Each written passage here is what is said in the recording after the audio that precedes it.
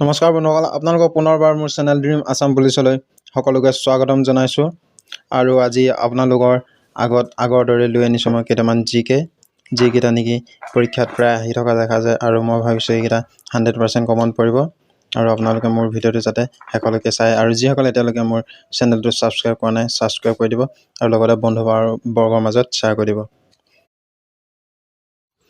আজিৰ প্ৰথম প্ৰশ্নটো হৈছে, গ্ৰীষ্মকালীন অলিম্পিকত পদক লাভ কৰা অসমৰ প্ৰথমগৰাকী এথলেট কোন আছিল? অপশ্যনত আছে হিমা দাস, লাভলীনা বৰগোহাঁই, দীপাংকৰ ভট্টাচাৰ্য আৰু ভোগেশ্বৰ বৰুৱা। ইয়াৰ শুদ্ধ উত্তৰটো হৈছে option C, Dipankar Bhattacharya. ২ number প্ৰশ্নটো হৈছে, অসম মহিলা বিশ্ববিদ্যালয় ক'ত অৱস্থিত?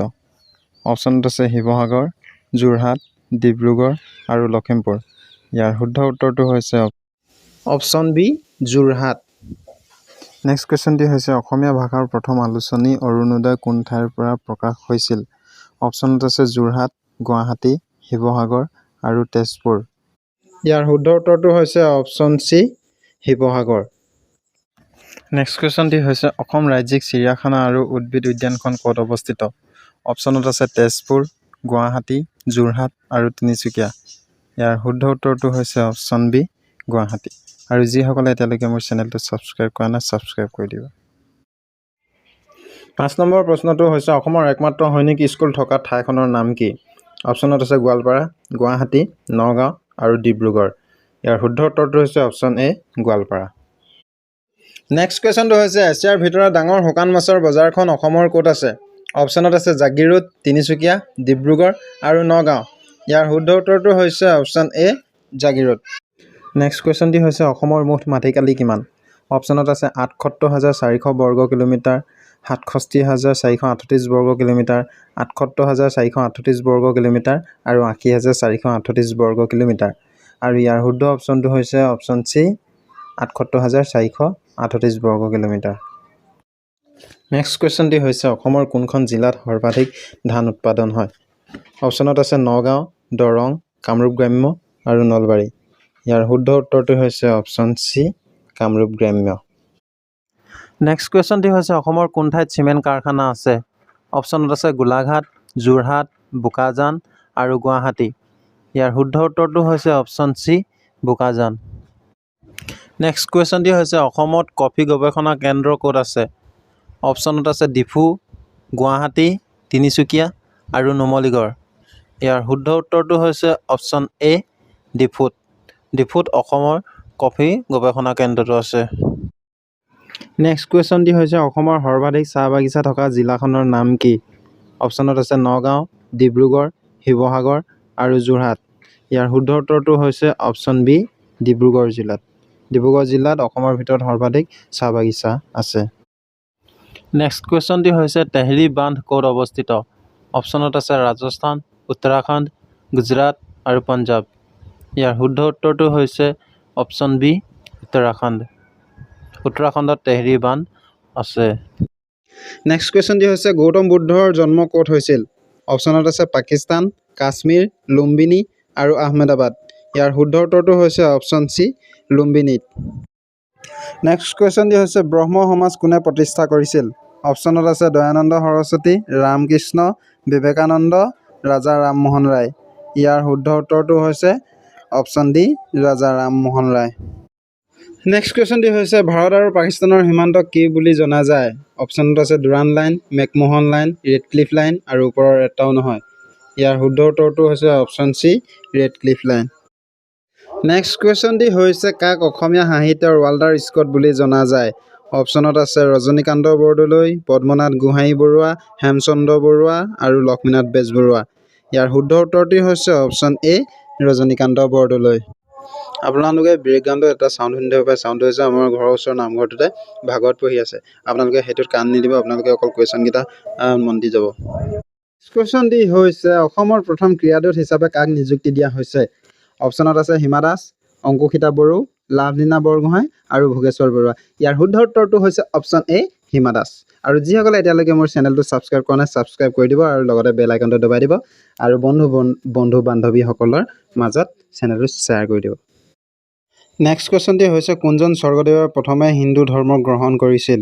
অপশ্যনত আছে জয়ধ্বজ সিংহ, ৰুদ্ৰসিংহ, চন্দ্ৰকান্ত সিংহ আৰু প্ৰমত্ত সিংহ। ইয়াৰ শুদ্ধ উত্তৰটো হৈছে option A Jayadhwaj Singha. Next কুৱেশ্যনটি হৈছে চিলাৰায়ক আৰু কি নামেৰে জনা যায়? অপশ্যনত আছে মল্লদেৱ, শুক্লধ্বজ, বিশ্বসিংহ আৰু লক্ষ্মীনাৰায়ণ। ইয়াৰ শুদ্ধ উত্তৰটো হৈছে অপশ্যন বি শুক্লধ্বজ। নেক্সট কুৱেশ্যনটি হৈছে মানে কেইবাৰ অসম আক্ৰমণ কৰিছিল? অপশ্যনত আছে 17 বাৰ, 3 বাৰ, এবাৰ আৰু 5 বাৰ। ইয়াৰ শুদ্ধ উত্তৰটো হৈছে অপশ্যন বি 3 বাৰ মানে অসম আক্ৰমণ কৰিছিল। নেক্সট কুৱেশ্যনটি হৈছে প্ৰথম অসমীয়া শিশু চিনেমা কোনখন? অপশ্যনত আছে ল'ৰা বন্ধু, দীনবন্ধু, ইতিহাস আৰু অবুজ বেদনা। ইয়াৰ শুদ্ধ উত্তৰটো হৈছে অপশ্যন ডি অবুজ বেদনা। নেক্সট কুৱেশ্যনটি হৈছে অসম চুক্তি কেতিয়া স্বাক্ষৰিত হৈছিল? অপশ্যনত আছে 1975 চনৰ 25 জানুৱাৰী, 1985 চনৰ 15 আগষ্ট, 1988 চনৰ 26 জানুৱাৰী আৰু 1999 চনৰ 15 আগষ্ট। ইয়াৰ শুদ্ধ উত্তৰটো হৈছে অপশ্যন বি 1985 চনৰ 15 আগষ্ট। নেক্সট কুৱেশ্যনটি হৈছে ভাৰতৰ নাইটিংগেল বুলি কাক জনা যায়? অপশ্যনত আছে সৰোজিনী নাইডু, মামণি ৰয়ছম গোস্বামী, কল্পনা চাওলা, দীপিকা পাডুকন। ইয়াৰ শুদ্ধ উত্তৰটো হৈছে option A Sarojini Naidu. Next কুৱেশ্যনটি হৈছে ভাৰতৰ কোনখন প্ৰদেশত তাজমহল অৱস্থিত? অপশ্যনত আছে উত্তৰ প্ৰদেশ, বিহাৰ, নাগালেণ্ড আৰু ৰাজস্থান। আৰু ইয়াৰ শুদ্ধ উত্তৰটো হৈছে অপশ্যন এ উত্তৰ প্ৰদেশ। নেক্সট কুৱেশ্যনটি হৈছে পৃথিৱীৰ আটাইতকৈ দীঘল নদীখনৰ নাম কি? অপশ্যনত আছে মিছিছিপি, নীল নদী, আমাজন আৰু হুৱাংহো। ইয়াৰ শুদ্ধ উত্তৰটো হৈছে অপশ্যন বি নীল নদী। 26 নম্বৰ প্ৰশ্নটো হৈছে গান্ধীজী কোনে মহাত্মা উপাধি প্ৰদান কৰিছিল? অপশ্যনত আছে জৱাহৰলাল নেহেৰু, সুভাষ চন্দ্ৰ বসু, ৰবীন্দ্ৰনাথ ঠাকুৰ, ইন্দিৰা গান্ধী। আৰু ইয়াৰ শুদ্ধ উত্তৰটো হৈছে অপশ্যন চি ৰবীন্দ্ৰনাথ ঠাকুৰে গান্ধীজীক মহাত্মা উপাধি প্ৰদান কৰিছিল। নেক্সট কুৱেশ্যনটি হৈছে পৃথিৱীৰ আটাইতকৈ সৰু দেশ কোনখন? অপশ্যনত আছে ৰাছিয়া, ভেটিকান চিটি, টুভালু আৰু মেনুকা। ইয়াৰ শুদ্ধ উত্তৰটো হৈছে option B Vatican City. Next কুৱেশ্যনটি হৈছে গুৱাহাটী চাহ নিলাম কেন্দ্ৰ কিমান চনত স্থাপন কৰা হৈছিল? অপশ্যনত আছে 1970 চনত, 1975 চনত, 1980 চনত আৰু 1985 চনত। ইয়াৰ শুদ্ধ উত্তৰটো হৈছে অপশ্যন এ 1970 চনত গুৱাহাটী চাহ নিলাম কেন্দ্ৰ স্থাপন কৰা হৈছিল। নেক্সট কুৱেশ্যনটি হৈছে মেলিনা কোনখন দেশৰ ৰাজধানী? অপশ্যনত আছে থাইলেণ্ড, ইণ্ডোনেছিয়া, ফিলিপাইন আৰু ফিনলেণ্ড। ইয়াৰ শুদ্ধ উত্তৰটো হৈছে অপশ্যন চি ফিলিপাইন। মেলিনা হৈছে ফিলিপাইন দেশৰ ৰাজধানী। আৰু ৰাজধানী এটা প্ৰশ্ন অহাটো খাটাং। আৰু আজি শেষৰটি প্ৰশ্ন হৈছে প্ৰথম অসমীয়া মহিলা আলোচনীখনৰ নাম কি? অপশ্যনত আছে সেউজী, ঘৰজেউতী, উৰুলি আৰু ৰুণজুণ। ইয়াৰ শুদ্ধ উত্তৰটো হৈছে অপশ্যন বি ঘৰজেউতী। আৰু যিসকলে এতিয়ালৈকে মোৰ চেনেলটো ছাবস্ক্ৰাইব কৰা নাই ছাবস্ক্ৰাইব কৰি দিব আৰু ইমান সময়লৈকে মোৰ ভিডিঅ'টো চোৱাৰ বাবে আপোনালোকক ধন্যবাদ জ্ঞাপন কৰিছোঁ। আৰু বন্ধু বান্ধৱীৰ মাজত মোৰ চেনেলটো যাতে শ্বেয়াৰ কৰি দিয়ে। যদি ইম্পৰ্টেণ্ট বুলি ভাবিছে আপোনালোকে শ্বেয়াৰ কৰি দিব। ধন্যবাদ।